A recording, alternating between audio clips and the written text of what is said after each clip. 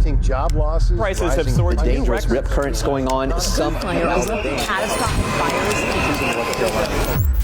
तुम्हें लगता है अमेरिका ने कोई हम पर एहसान किया है रसिया से तेल लेने की परमिशन देकर, या तुम्हें लगता है कि मिडिल ईस्ट की आग तुम्हारे आंगन तक नहीं पहुंचेगी? बिल्कुल गलत। असली जियोपॉलिटिकल गेम तो पर्दे के पीछे खेली जा रही है। एक छोटी सी गलती और तुम्हारा पेट्रोल, तुम्हारा राशन और तुम्हारे पूरा बजट सीधा डबल होने वाला है। तो आओ आज अनफिल्टर्ड वे में समझते हैं कि कैसे हमारे एल लगने वाले हैं।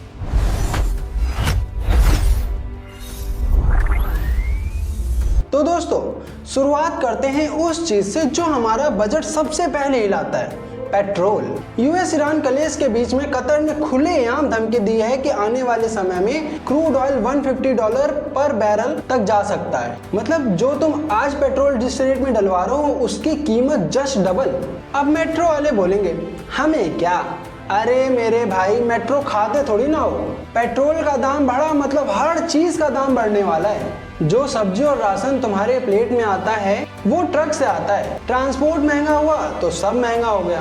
और यहाँ आती हमारे इंडियन ब्यूरोक्रेसी की सबसे बड़ी कॉमेडी। जापान, साउथ कोरिया और अमेरिका अपने 200 दिन का ऑयल रिजर्व लेकर बैठे, यानी 6 महीने तक अगर तेल ना भी आए तो भी इनकी पार्टी चालू है। हमारे पास एफिशिएंटली सिर्फ 65 दिन का बैकअप है।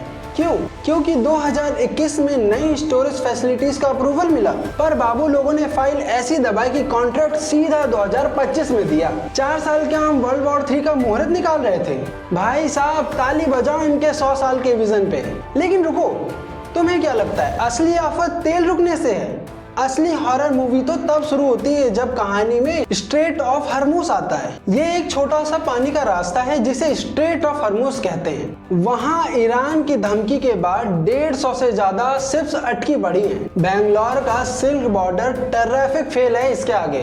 अब शिप्स को पूरा अफ्रीका घूम कर आना पड़ेगा, मतलब 14 दिन एक्स्ट्रा और $30 बिलियन का भयंकर फटका। ऊपर से कतर ने अपना मास्टर स्ट्रोक खेल दिया। उन्होंने 20% ग्लोबल नेचुरल गैस यानी LNG का प्रोडक्शन रोककर फोर्स मजेउर लगा दिया है। गैस रुकी तो इंडिया में फर्टिलाइजर बनना बंद, खेती महंगी। दुनिया से कितना भी पंगा ले लो, पर जब पेट पर लात पड़ती है ना तो अच्छों की हवा निकल जाती है। और इस भयंकर रायते के बीच हमारा मीडिया क्या कर रहा है? ध्यान से सुनना, होश उड़ जाएंगे। न्यूज चल रही है कि अमेरिका ने इंडिया को 30 दिन तक रसिया से तेल लेने की परमिशन दे दी है। भाई, हम एक सॉवरेन देश हैं, इनके चाचा के लड़के नहीं जो उनसे पूछ कर अपने घर का राशन लेकर आएंगे। सच्चाई ये है कि इंडिया अगर रसिया से तेल लेना बंद कर दे तो अमेरिका की खुद इकोनॉमी धुआं हो जाएगी। ये उसकी मजबूरी है, कोई एहसान नहीं। Russian oil because we wanted somebody to buy Russian oil at a price cap. That was not a violation or anything. It was actually the design of the policy because as a commodity we didn't want oil prices going up.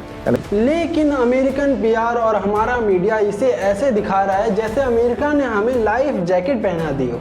America का बेनवॉलेंट severe वाला mask उतर चुका है। ये एक unreliable alloy है। इनका एक ही मकसद है, बाकी देशों को अपने फिजूल वॉर्स में उलझाओ, कोई और देश प्रोग्रेस ना कर सके।